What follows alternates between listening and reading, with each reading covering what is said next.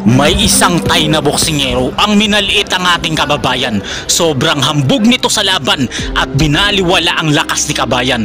Pero pagkatapos ng ilang segundo sa round 1, 3 beses itong bumagsak at halos hindi makahinga dahil sa tindi ng kamao na sinalo ng kanyang bodega. Ang hindi niya alam, ang Pilipinong boksingero ay ang nambugbog sa napakatangkad na boksingero ng China at nagpasuko sa mapanakop na bansa nila.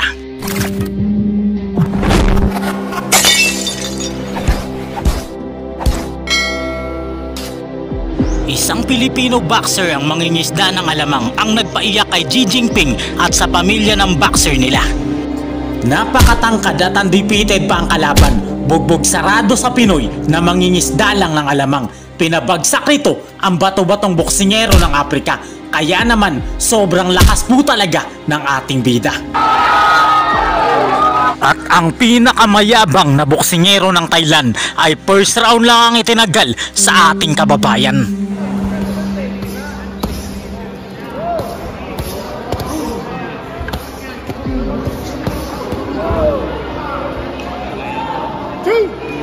May isang Pinoy na boksingero ang mangingisda ng alamang na naging bagong kampiyon sa Super Lightweight Division pagkatapos niyang bugbugin at wasakin ang undefeated boxer ng bansang China. Napakatangkad po ng kalaban ng ating kababayan pero no match ito sa kanyang kakayahan.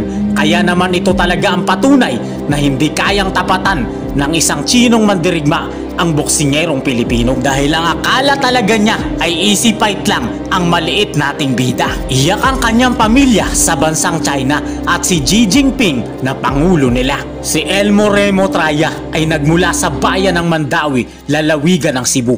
Nagmula sa pamilya na mga mangingisda ang ating pambato bago naging isang profesional na boksingero. Nito lang June 24 taong 2023, nabigyan ng pagkakataon ng ating pambato para sa kampyonato ng WBF Australasian Super Lightweight Division. Pero hindi madali ang magiging laban ni Elmo Traya dito sapagkat makakalaban niya ang isang napakatangkad at walang talo na boksingero ng China. Si Wiwi Liu ay kumpiyansa na tatalunin at makikeo ang ating pambato.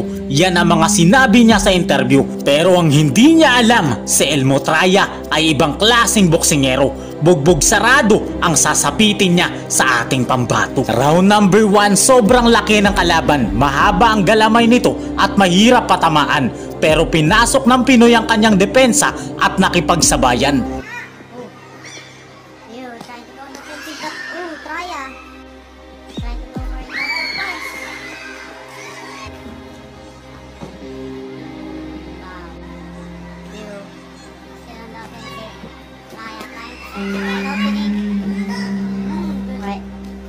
Traya, Liu with a nice jab. Traya sustains. Nice hook. Uppercut. Nice uppercut. Nice hook. Still won't connect. Traya trying to find. Good body shots coming from Traya. Still no solid punches connecting. Early in the... And that's the end of our first round. Sa round number 2, kuha na ng Pinoy ang galaw ng kalaban. Lagi na niya itong nasasapul at natatamaan.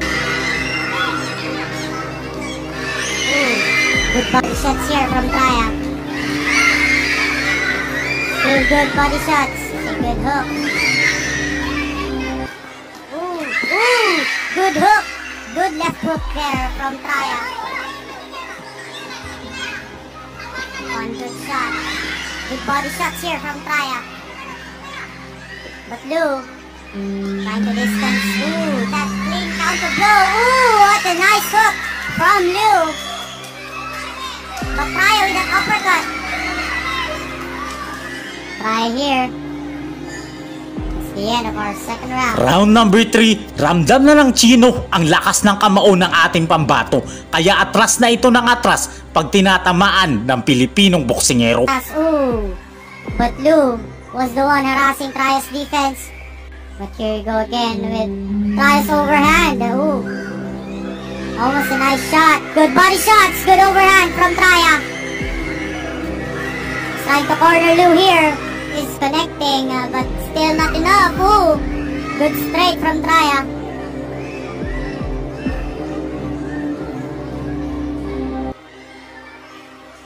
Traya. Ooh, that's a good hit. Ooh. Traya's punches, trying to connect. That's the end. Sa round number 4, ginamit na ng Pinoy ang kanyang liksi sa laban. Hindi na siya madaling matamaan at laging nasasapul niya ang kalaban. Loose defense is just like the Great Wall of China. But then again,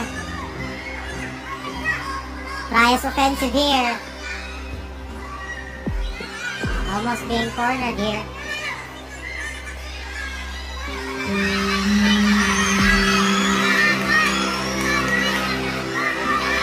Traya.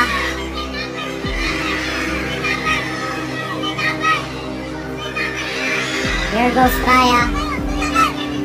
Two punches connecting. But Lou still stands inside. Last 10 seconds remaining. This is gonna be a showdown. That's the end. Round number 5, ayaw talaga magpatalo ng China, pero unti-unti na siyang pinapasuko ng ating bida. Traya with a good combo.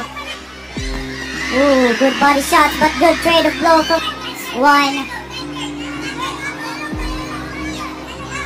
of the reasons why Traya is not able to go all the way in. Sa round number 6, tuloy lang ang Pinoy sa pambubugbog sa kalaban. Maliksi pa rin ang Pinoy at nangihina na ang kalaban. As you can see, Traya connecting punches.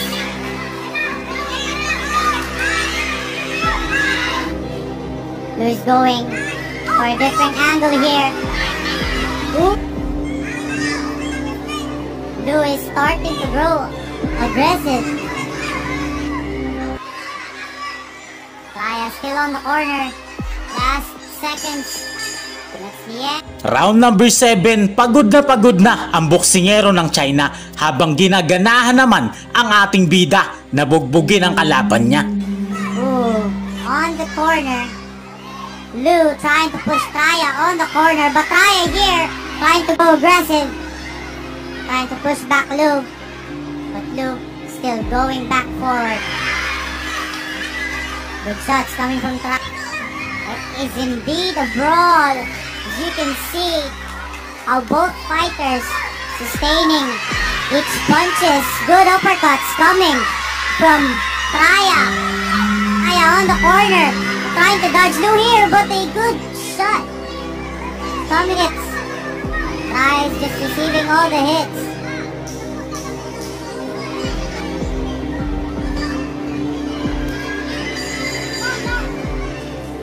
Sa round number 8, sabayan na ang dalawang boksingero pero nakakalamang dito ang ating pambato. Kahit na matangkad at matibay ang Chinong boksingero ay nabugbog talaga ito ng gusto ng ating pambato.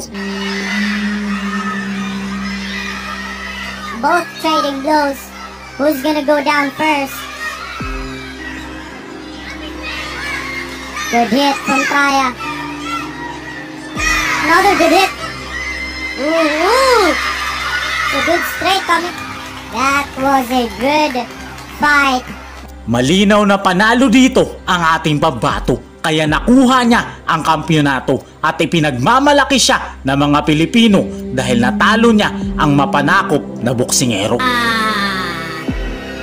Araw naman ng Huwebes, August 29 taong 2024 ay dumayo ang ating kababayan sa bansang Thailand upang sagupain ang pinakahambog na Thai na boksingero. Si Batsayan Kamon ay minaliit si kabayan pero first round lang pala ang itatagal niya sa laban.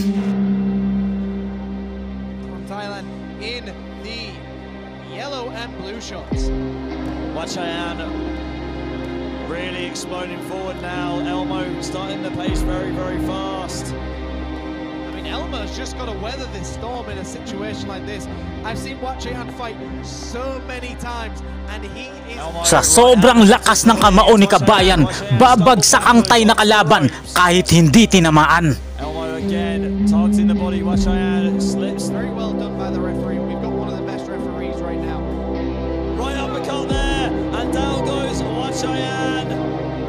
So within the first minute, if there's... Tumayo pa ang Thai na boksingero, pero dito na siya tatapusin ng ating pambato.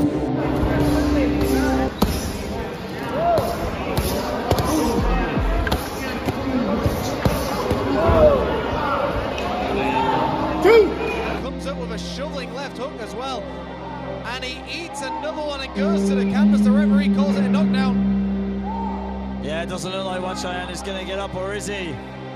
Can he make the count? No, he's not.